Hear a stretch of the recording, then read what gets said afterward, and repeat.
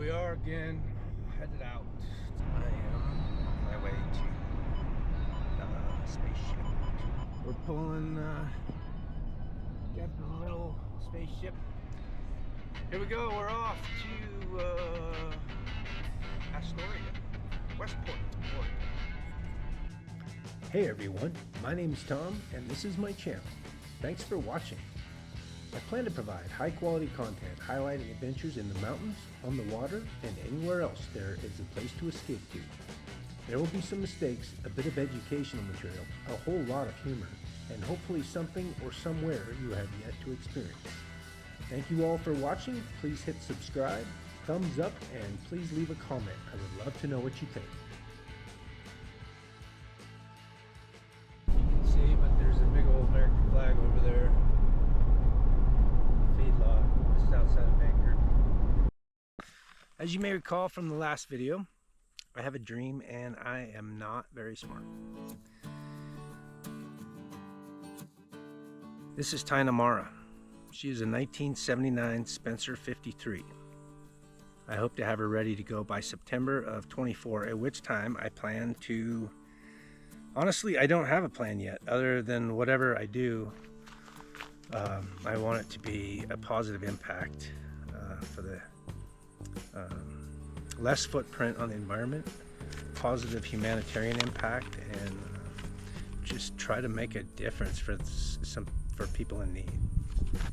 That's really my reason for doing this, selfishly, is I want to help others in need, and I want to explore the world before we destroy it entirely. Well, we got up this morning to start the engines and dead batteries, so I think I turned the inverter to ship, but I didn't push the enable button on the inverter controller, so charge it up and we can get her started today. My best friend Troy flew in from Minnesota to help. My plan was to drive the boat up the river to Portland while Troy followed along in the little fishing boat. Here we are in sunny Florida. Got the boat running. This is nice out there. We're gonna go probably surfing today. And after some troubleshooting and soul searching, like really very deeply questioning my decisions, and after some seriously confusing wire tracing, Troy and I came to the conclusion that it had to be the starter that was bad, and that's why she wouldn't go. For someone new to big boats, this was the definition of overwhelming. Long story short, it was not a bad starter, and it was not a bad solenoid, although I did replace 2 of each before we found that out. And somehow the wires from the starter and solenoid magically confused and rewired themselves while I was gone the previous 2 weeks. And at the same time, or thereabouts, there would have been some wiring demons on the boat. Imagine every time you step foot in your house, something just broke, was broke, or is going to break in the next 10 minutes. And you will need that not to be broken so you can troubleshoot and fix what broke yesterday, which is why you left your house in the first place. I'm not exaggerating. It is a comical process to work in and on this boat. I used to think I was kind of a MacGyver, but I can assure you this takes that to a whole nother atmosphere.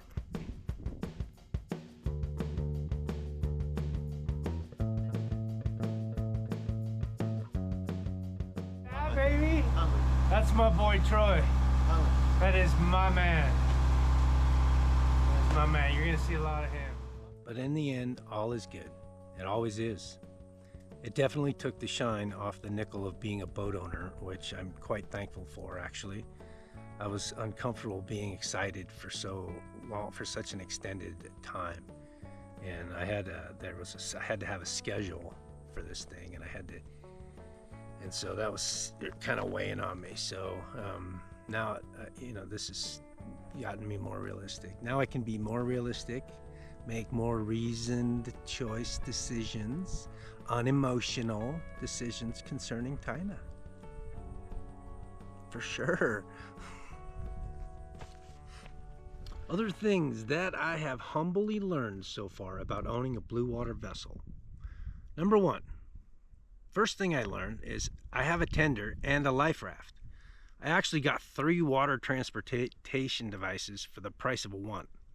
Number two, do not be attached to anything of value, especially and particularly money. Number three, it is, was, and or will break, and you will have exactly what you need to fix it, except you definitely will not. Number four, you will only use a certain percentage of the 1980s fancy systems on your boat, mostly out of frustration, but also because the new model of whatever has broken will only work if you change out everything else on the boat. Number five, boat yards. Well, I wish I'd spent a few years reading about those instead of just sailing. And that's all I got for that. Number six, marinas. I have no comment on that as well, as I only have one experience. Number seven, scheduling. There is no such thing as scheduling anything in the marine industry. Number eight, do not tell anyone in your backwater marina that you plan on sailing the world. I cannot emphasize this enough for so many reasons. Number 9, have a security system on your vessel. Number 10, keep your vessel in a warm climate. Obviously, you dumbass. This morning, I've been chipping ice off of this boat garage because it's sinking the dock. I love this cruising weather. Man, this is gorgeous. Troy and I spent the better part of 4 days working on Tyna inside and out, keeping the snow and ice off her, trying to keep the dock from sinking, basically just hanging out and getting to know the boat. We didn't get her moved, but I promised to bring that event to you as best I can. It was an adventure, to put it mildly, and I think you guys will enjoy that. So thank you, fellow adventurers, for watching this episode of Chasing Escape. Please leave a thumbs up and leave a comment, please. I'd love to know what you think. And subscribe if you want to see more of these silly videos that I make. Oh, jeez. This is where I kindly ask all of you adventurers, all of you amazing adventurers out there, to help me. I would love to cruise to Alaska for a year or two and then head south in the next 2 or 3 years. If you're interested in being a part of Tynamara's journey, please leave a comment and share your ideas. Thank you in advance.